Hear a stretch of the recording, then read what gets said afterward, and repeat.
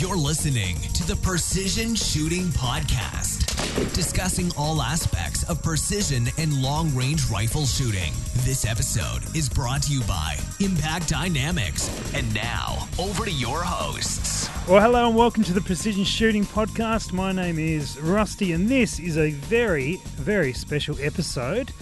It is like a PRS end of season, first season in Australia breakdown, and I've got a whole stack of guests lined up for your listening pleasure. Let's go through them. George Crisp from all the way down in Tasmania, mate. Are you there? Yeah, I've got you, Rusty. Yeah, fantastic, mate. Thanks for joining us. How was 2018 PRS for you, mate? Oh, it was good fun, yeah. The inaugural season. Yeah, mate. You got to every event, if I'm not mistaken. Yeah, what was there? There was Mildura, then Ignition Customs at Buchan, and then NT, and then... Am I missing one, am I? Still Apocalypse in Little River. And then back to Buchan.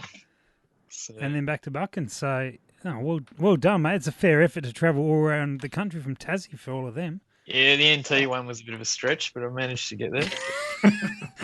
No, I'm sure we'll get on to how you dealt with that weather up there. But anyway, we shall move on, mate. We'll come back to you shortly. Yep.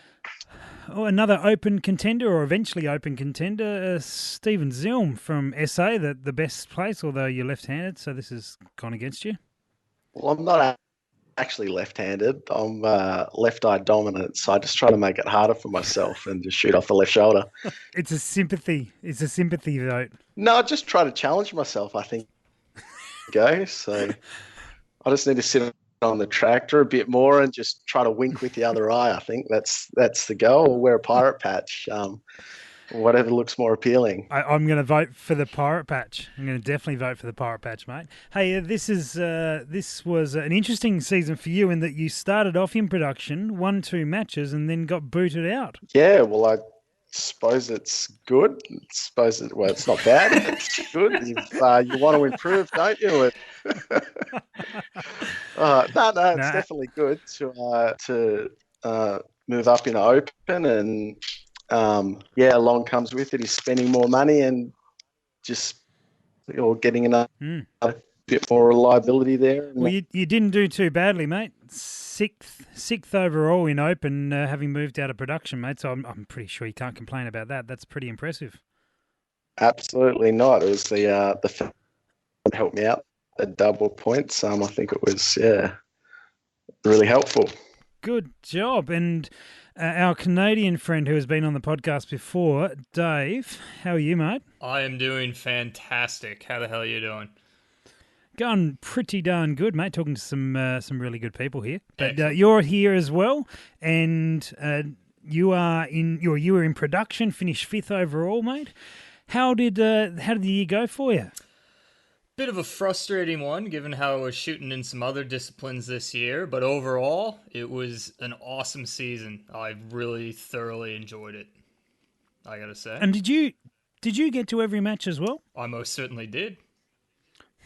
That's not as impressive because you're in Melbourne, but it's still fairly impressive. Yeah, no, it was a good effort. I mean, going up to Darwin and, well, I guess pretty much everything outside of that was in Victoria, wasn't it? So, yeah, a bit easier. I'd say Crispy and Zilmy probably put in a better... Zilmy didn't make it everywhere, did he, though? But no, he's only partially committed. You didn't make it. You chump. But I'm sorry, but yeah, that was fun. But no, I'd say Crispy probably put in the best effort coming down from Tassie. So, yeah, credit there, absolutely. And saving the best to last, of course. The most amount of comps shot by a female for the year, and well, the highest position in the series for a female as well. But also just a legend of a bloke, Emma Stevens. Hey Rusty, how you going? Going well. Hey Emma, this is I'm fascinated by the story, your story this year through the series. You didn't shoot the series until Darwin, did you? You missed the first 2 events.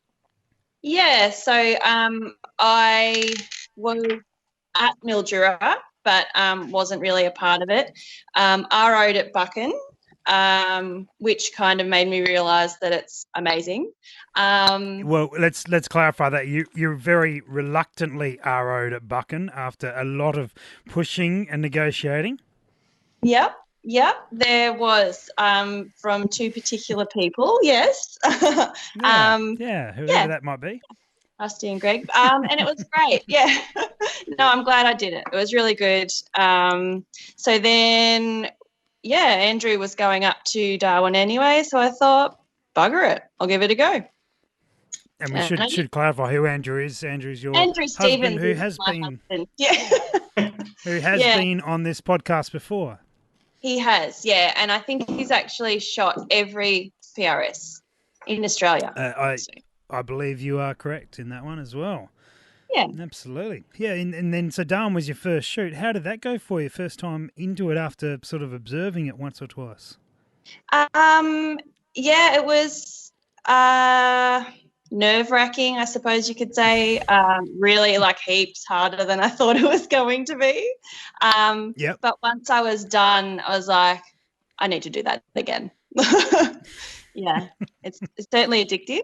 So, it's great. And Little River was an improvement for you then? Yeah, I felt a lot more comfortable at Little River, even after being told I wasn't in the same squad as my husband. Even though you were told you were going to be? Yeah, that's right. I wonder who was that. Yeah. Anyway, that was cool. I was with Dave, so that was okay. You sure about that? It was great, Dave. You were great. Well, thank you. Actually, I'm pretty sure, didn't you shoot better when you were out of the squad with Andrew anyway? I think that was the rumor going around. I think you might have even been there for the conversation at one of our practice shoots with Scott McMillan. After spending some time with us, Scott sort of looked at us at one point and said, "You guys should never shoot together. You're terrible." I can appreciate that. I reckon I can appreciate sort of living life together and all that sort of gear, and having a break during shooting. Probably not a bad idea. That's right. I mean, we've been together, married nearly 12 years, so Not to accuse him of anything, but given how fast you're moving up the ranks, maybe there's even a bit of sabotage on his end. I don't know. Ooh. Yeah, I mean, who knows? I'd like to think there wouldn't be, but desperate measures. Not going to rule it out. So, and then for the finale, Emma, you performed. You kept increasing your amazing dominance, or started to exert your dominance. How'd you go in the finale? So if we could have just finished on the Saturday, that would have been great for me. No, really good. I was really happy with how I went. I kind of went into it thinking it's just more learning. It's more stages I haven't shot before. So I didn't go in with any great hopes. So I was really happy with how I went. Fantastic. Crispy, coming back to you, mate, you're probably the competitor with the most experience in this sort of shooting. From the start of the season to the end, mate, how did it go overall? Did you see some development in yourself and other things related to that? It was I was relatively consistent across the season. As for development, I ran pretty much the same rifle the whole way through. So, it was like every match you learn something new. What did you find some of your biggest takeaways, and which matches? I have to think about this, but going off the recent one, like dealing with dust, how important to keep that out of your action and whatnot, and then like rain and whatnot, and then I'm trying to think. Pretty much had all of it for the things. Just give listeners a bit of a rundown of the year. We had the Mildura match, which was not warm, pretty comfortable, bit cool in the mornings, but fairly good outside of that. And then Buchan was fine on the first day, but cold. And freezing and wet and windy and horrible on the second day, and everyone got mud everywhere. Muddy, I would say muddy. Yeah. Yeah, not wrong by that. Darwin was Darwin, real consistent, 34, 35 degrees every day and about 400% humidity. Yeah, that's about right. That was about right for the Canadian? Yeah, I'll confirm that one. And then Steel Apocalypse in Little River was windy. The first time we'd really had some decent wind for a match, which was nice. Anyone find that challenging? Yeah, I was shooting 8, so yeah, that sucked for me. Okay. Mm-hmm. I actually didn't find the wind too bad, but that being said, I had a home field advantage at Little River. Yeah, that's your home range. Yeah, so actually the first day I did all right. I was actually pretty close to top of I think it was 4th or something the first day because it was all the long distance stuff. But I knew the wind. Mm-hmm. What hurt me, because I was shooting 308 also, it was all quick and fast. So I was banging away and off target and taking forever to get back on. And it was just a bit of a mess. But yeah, I didn't mind it too much. Wind's fun. I like the wind. And then we brought it all together for the finale for Buchan. We had 37 or 36 on the first day for most of the day through to about 2 o'clock. And then we brought that temperature down to sort of, replicate some of the other matches around the 20s and then a little bit of rain just to mix things up a little bit. And then the next day was pouring down for half the day and ended up in a thunderstorm when we were at the pub afterwards. So we had it all. We did. Yeah, we did. Everything except snow, which was kind of a bummer, but hey, I can't, what can you do? Well, then there's always next year, mate. So Zilmy, you shot both Mildura and Buchan, and Mildura sort of just edged out the win, and then Buchan, you were fairway in front, mate. How did it go for you after those two matches? And then I remember coming up to you and speaking to you about moving up to Open, and you sort of seemed to have already resigned yourself to the fact that was probably going to happen. Yeah, I think I don't know, someone had mentioned something or there's rumours or something going around. But it's started off in Mildura and just I didn't really know what to expect, like how other people would go or how I would go. And to be honest, I'd never shot on a range before because I'm just a country boy out on the farm. And just going to the, stuck in a range situation, it's quite different. All the muzzle blast under the covers, like I had a headache after the first day and I don't know, just kept plodding along doing my own thing and, went all right. And Buchan, I think I just had that confidence and knew how it was going to go down and that just made the difference, I think, just a bit of confidence. So, yeah, if anyone wants to come along and shoot next year, just don't be too worried about how you go on the first match. It's just about, that under that competition pressure and time, it's a great learning experience. Absolutely. And I forget what the other half of the question was. I was just going to say, I totally agree with Zilmy. Don't feel like you can't come and have a go. Like, it's totally worth coming and having a go. And even if you're 0, 4 stages, who cares? Like, you're there, you're learning. The next one you go into knowing kind of what to expect and how it's going to play out. And it kind of gets a bit, not easier, but you get more relaxed and then you really start having fun. So it's totally worth trying. Yeah, Emma, while you're there, you RO'd your first match that you hung around for. Did that help? Did that make a difference for you? Absolutely. Yeah. So in Mildura, I was there sort of floating in and out, didn't do anything. And I sort of watched and thought, that's, beyond my grasp. And then I RO'd in Buchan, you get to learn everyone's names. You get to have a bit of a chat, bit of a laugh. You work out how the stages are run, what it's all about. And after doing the ROing for the 2 days, it was so fun. And everyone, everyone there is in such a great mood because they're shooting, So by the end of it, all I could think about was I've got to get onto this. This is cool. So definitely RO. Yeah, give it a go. Yeah, apart from just the shooting, you're just with like-minded people. It's more of a social event, really. There's plenty of downtime between each stage and, definitely that aspect of it is great as well.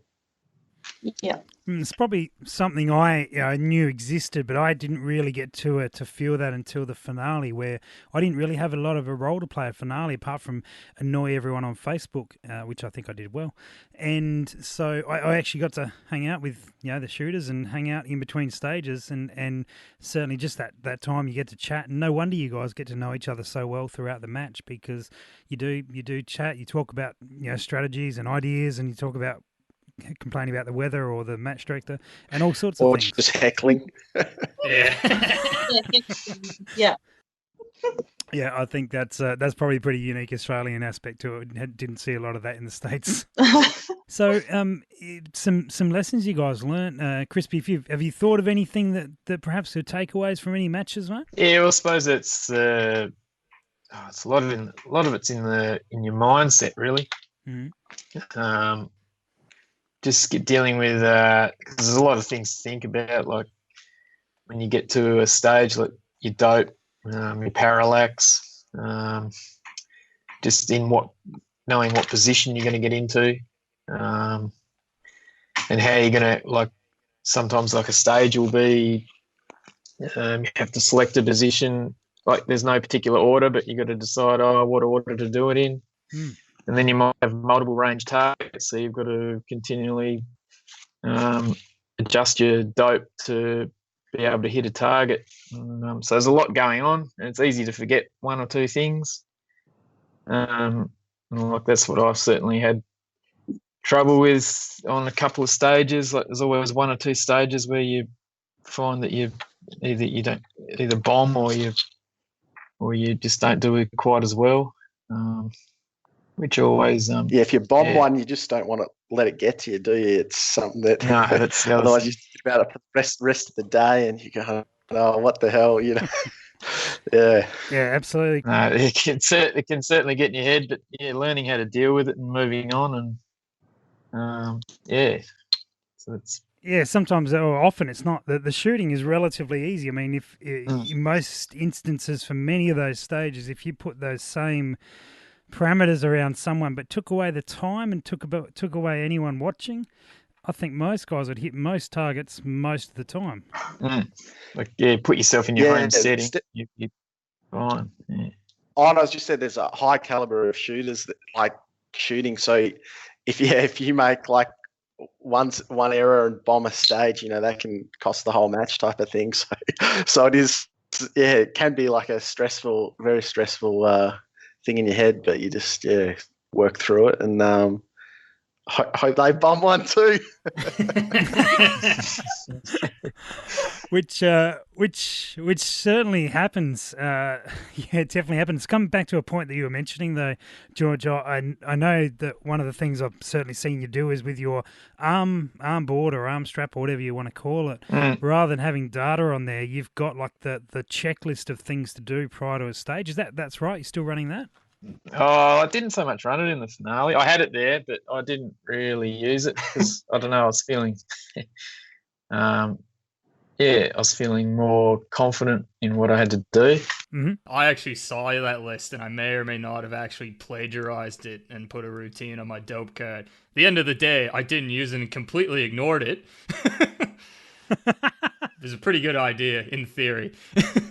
I did the same thing actually. After sort of seeing Crispy run it up in Darwin, I thought, that's as far as I'm concerned, spot on. I remember wearing similar thing to a little 22 match we had down here, first 22 match I'd competed in, and I remember one of a guy I've known for a long time, very experienced shooter, was giving me a hard time about it. He said all that stuff should be stuff and stuff it should be automatic, and I argued with him saying that's definitely true, but if I've got it there, I'm not going to mess it up, am I? And it certainly saved my ass a few times that weekend. No, it's easy to because you've got the pressure of the stage, and it's quite easy just to forget. Like, I don't know, I think in Darwin I even forgot to dial my dope. Oh no, I doubled it up actually. I dialed my dope and then thought I'd hold over as well. That was on my stage like as well. That just because you'd been holding over the previous stage, and then you went in with a different game plan on another stage, and just little things like that add up and end up costing you points, and those points often hurt. Absolutely. How'd you go with that heat in Darwin, mate, being from Tassie? I know, I was all right. I managed to get the ice towel, and that nice and cool. I was gonna say I did enjoy that. It was like watching a pro boxer or something walk around with the towels strung over your neck. It was a bit of a shock to the system when I did get there, though. It was coming from like 5 degrees to 35. And was it a shock to the ammo as well? No, I made sure of that because I ended up heating my ammo up when I was sighting it in, and then I dropped my load by 0.2 grains. So yeah, okay. So it worked out pretty well. Did anyone else find that challenge with the temperature difference up in Darwin versus many of the other matches that we've been shooting? I don't reckon I found any, but I reckon I was too focused on other things. So to be honest, it very well could have, but I was too busy trying to remember. Oh yeah, you should probably read that list you put on your dope card, shouldn't you? Stop worrying about temperature and focus on, trigger control, you jerk. So on to you, Dave, mate. Any particular things that you remember of particular stages or particular matches that you took away as lessons that you put into place for future matches? I'm going to build on, I think, what everyone said so far. And the biggest lesson I took away from the whole season at the end of it was go out and just have fun. Because I kind of came into it from a fairly unique position because, my job, I wake up every day and I sell people rifles and tell them how to use their rifles and optics. So I kind of started off the season, I'm going to come in and, I do this kind of stuff for a living and I'm going to dominate. And it just, there's a lot, I have a lot of actual learning to do. And I think one thing that kind of shows how it is about just having fun is my best match of the year was Mildura. And in that match, I was using my 308 no break with 5-round magazines. And by the end of the year, I had upgraded to a 6.5 with a higher power scope and 10-round mags. And I did exponentially worse than I did in Mildura. Because it was all just that... Yeah. But I think to go back to the original point, it was just forgetting the original, or the thing everyone's kind of said here is just get out and have fun. It's a bit of fun. Just anyone can get into it and enjoy it. And there's really no reason to put the pressure on yourself. It's an absolute blast and take it for what it is. A really fun weekend away. Yeah, not wrong. Zilma, you're in a unique position where sort of partway through the year, you got the opportunity to pimp out your gun from going from a production sort of limited options to opening it up. What was that like? Yeah, well, it was, definitely a huge change. I actually started with a stock sanded Tikka CTR in 6.5 Creedmoor. And I know people are having a lot of issues with those mags feeding and especially in the TAC A1s, but I know I never had too many dramas with it, but just thought, well, if I'm going in the open, I'd better, step it up, get a nicer trigger, a nicer stock, and a nicer barrel, and a nicer muzzle brake, and why not go the whole works? And just happened that someone had one they'd built on used guns that was reasonably priced, and got hold of that.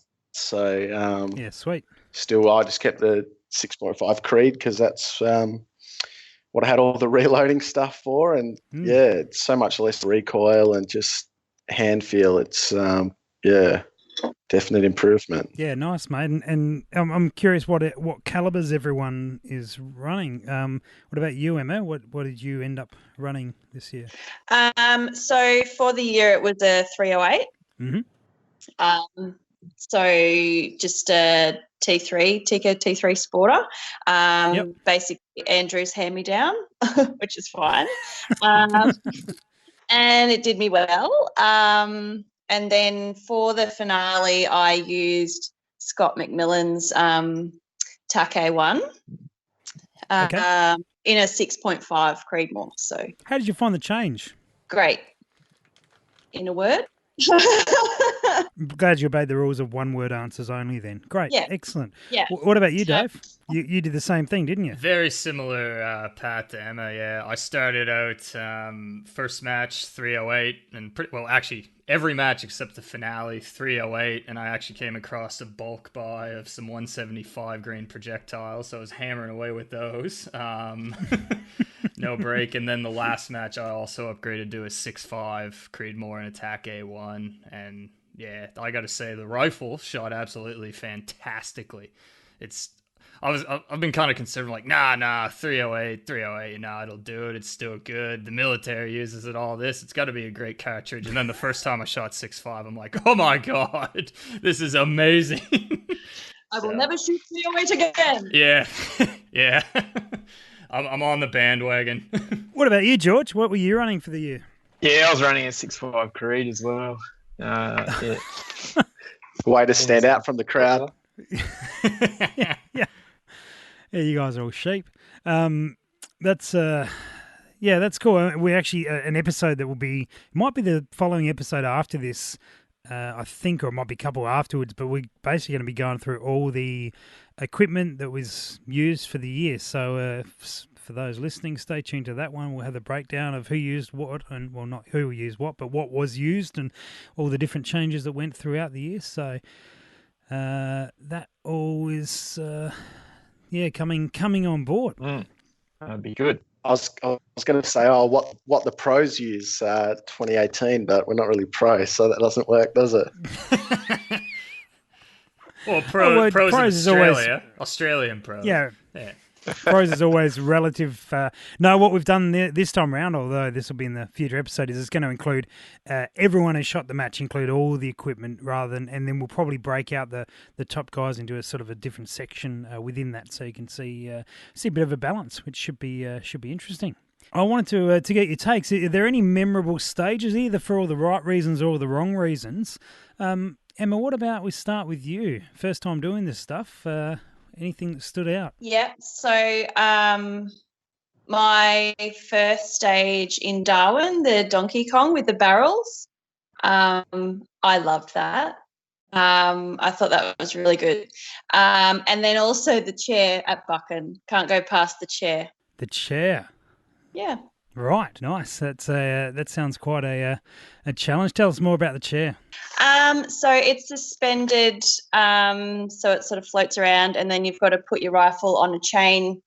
So you put the chain across, sit in the chair, put the chain across as if you're going like on a ride, and then you put your rifle on the chain, and then you've got to shoot the target, and of course the recoil, and the fact that you're sitting on a suspended chair that rocks around makes it pretty fun. So, yeah, it was great. I saw it when I RO'd in Buchan. Yep. And was intrigued and a little disappointed that I didn't get to shoot it. So when it was at the finale again, that made my weekend.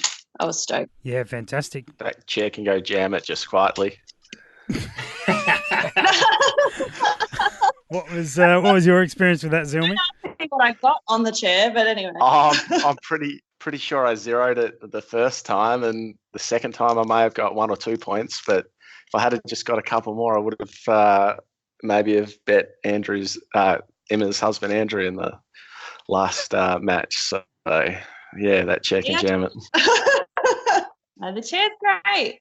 It just sort of adds an element of surprise. Good. What about you, Dave? Any memorable parts in terms of stages? Well, I got to say, I was actually quite a big fan of the chair as well. I did fairly good with it first time at Buchan. Finale, I zeroed it. But other than that, I really enjoyed. I mean, learning barricades was fun, but if I had outside the chair, I really enjoyed the one you did. Or I think you were ROing in Darwin, where you had to shoot off the top of the posts. Mm-hmm. I can't remember what that was called. I really enjoyed that, and then I really enjoyed all the stages where you had to do something like really physical before you shot. Like the medicine ball thing or the burpee thing. I'm just waiting for the sarcasm to be present in your voice. No, not going to find any sarcasm here. You cleaned the medicine ball, didn't you, Dave? I cleaned the medicine ball. Yes, I did. I forgot one. The van. The van was amazing. Yeah, the van. You like the was van? pretty cool. Yeah, I'll second that. Yeah, we had permission from DFO for that one. We had to go through that process to actually get that approved to be able to run that on the range. But I'm really glad Greg went through that and the range went through that process. And yeah, we were able to shoot from a van. How cool is that? It was really Next cool. year, can we get the van moving? That may be an additional process that look, we can ask. I was going to say, I don't know why. I mean, obviously, I know why approvals were needed, safety and all that stuff. But at the end of the day, it's pretty much just how all you guys seem to shoot down here out in fields. Zilmy would probably be doing it quite a bit out on the farm, out of vehicles. Yeah. Yeah. It makes sense. Yeah. It makes sense to be able to do it. That's a good way to practice. Crispy, what about you, mate? Any stages that stood out? You've probably shot more stages than everyone. Just as many as Dave. Yeah, the van. I really enjoyed the van. Actually, that was good. I'm noticing a trend here. All the small blokes enjoyed shooting in the van. And I had Paul Reed's tips on the boat. They were good. Mm-hmm. So getting the hang of that, which is good. Yeah, mate. I enjoy shooting barricades, but yeah. So yeah, I think over the course of this year there was 78 stages that we shot, although a few of them doubling up being PRS skills stages. But yeah, that's quite a few to remember. I remember one of the ones that I liked seeing you guys shoot was the Biggie Smalls from Little River, which was like there was 4 targets at sort of 300 and 500. There were smaller ones, and then 10 meters to the right there was the same scenario, but they were slightly bigger targets, and you were given a randomized pattern of those targets to go back and forth, and you had to move position between the 2 sets. And I remember enjoying seeing how many people got confused like anything prior, and then actually when they shot it, they did pretty well. How'd you guys go with that one? I actually nailed the pattern of left, right, left, or whatever it was. However, I forgot to dial for the further target. Or not dial, or hold. I forgot to. I completely forgot one target was 300 and the other was 500. Because at the end of it, the RO's like, dude, you're nailing that first one, but you kept hitting in the exact same spot, right in line with the further target. But like halfway down the hill, I'm like, yeah, I realized on the last shot I was holding the same data as it was for the 300. So let's just